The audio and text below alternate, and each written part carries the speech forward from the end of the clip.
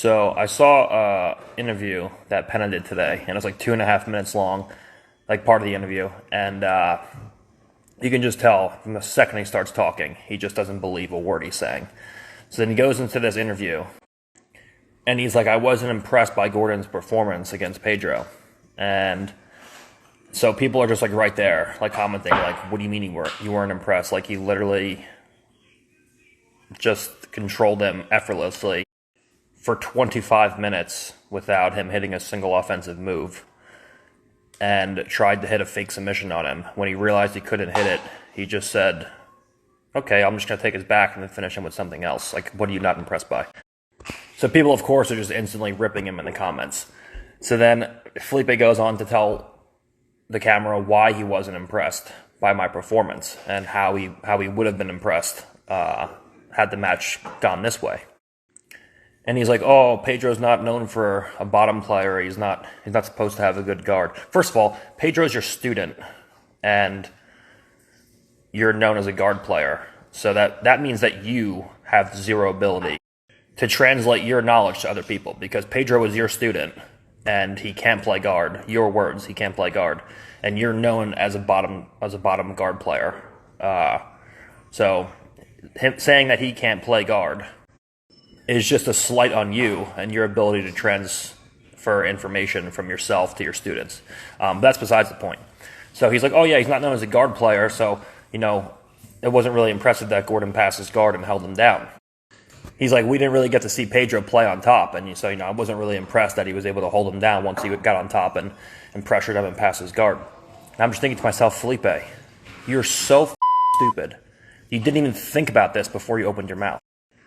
We had a match where I only played bottom guard, and I broke his leg in a heel hook in like 3 minutes playing from bottom guard. Like, you're like, oh, we didn't get to see him play on top. Like, we had 2 matches. One I played on top, and the other one he played on top, and I submitted him easily in both. Like, what is there not to be impressed about? First of all, if you and Pedro had a match, Pedro would beat you, 100%, depending on the rule set. Like, if you guys did like an ADCC or an IBJJF match, like Pedro would beat you like 7 out of 10 times probably. So, and you know this. So it's just funny that you weren't impressed by the performance. But also he went on to go into a full rant about how it was disrespectful what I did to Pedro. If you don't want to get held down like a small child and have someone pet your head and talk shit to you, maybe you should fucking get better at jiu-jitsu. It seems like a pretty simple problem to solve for me. Number 2, disrespectful, like the first match we had where you just were poking me in the eyes the entire time, or every time you passed my guard, you'd shoulder check me in side control, and were talking shit to me the whole time. Like, that kind of disrespectful. And if you thought that was disrespectful, man, you are in for a very rude awakening when I get my hands on you. It's going to be, and it's no time limit. Oh, man. Like, I don't think people understand. When I get a grip on Felipe, and I actually get chest to chest, from half guard, from north-south, from side control, whatever the case is, if I don't want Penna to get away, he will literally never be able to move again underneath me until I finish him or I let him out. Like, this match is going to be so one-sided that Andre's going to watch it, pull out of ADCC, and then the match with Penna is going to be so embarrassing that ADCC won't even be able to put him in as a backup for Andre. So, also, I don't know if you guys are keeping track, but there's always little things you can see, and I can tell. Watching guys do interviews, watching how they move, how they talk. This dude already lost. He said, I think it was disrespectful what Gordon was doing to Pedro, and I hope that I could teach him a lesson when we go out there to compete. Oh, you hope you can teach me a lesson? How about I'm going to teach him a lesson, like, confident? Like, no, I hope I could teach him a lesson. Like, I'm not sure if I can, but I hope I can. Like, this dude doesn't want to be here. He's just here for a payday. He needed 10-to-1 odds to show up. Then he changed the date. He changed the location. He asked for a weight class. Like, he doesn't want to be here. This match is going to be just as one-sided as my last 2 matches. And the match with Andre is going to be just as one-sided as these 3 matches. Like, I told everyone, it's not going to get better as time goes on. it's only going to get worse for everyone. You guys had a break where my stomach was messed up, which is still not 100%, but it's getting better every day, thankfully. You had a break for a little while, and I go, oh man, Gordon's not healthy, he's past his prime, this and that. People are sending me Reddit threads like, oh yeah, Pedro's going to take it to him, like Gordon's not what he used to be. I'm like, okay. So all those comments on Reddit and on Instagram and on Facebook of people being like, man, Gordon's really not what he used to be. Maybe Pedro's going to win. You guys are the reason I got to go out and abuse these guys. Otherwise, I would just go out and submit everybody in 30 seconds. But no, I got to drag it out. I got to make a statement. It's because you fuckers are always talking shit.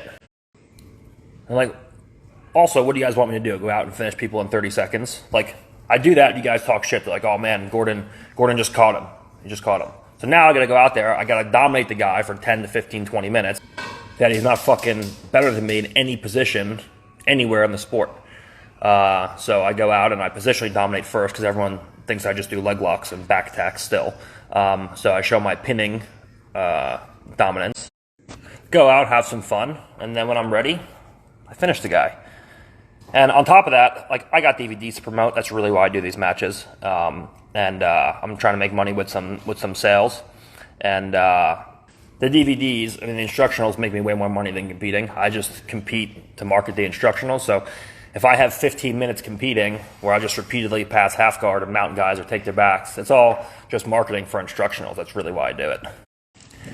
And trust me, all of your heroes, they've all came to me behind closed doors and admitted they just watch my shit. They just watch my instructionals and then try to recreate what I do.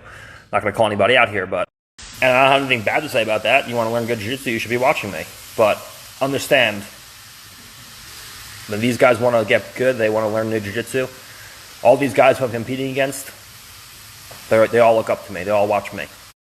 Whether they say it to you or whether they post about it publicly, it doesn't matter. They all tell me. So, if you guys want to buy something, right here.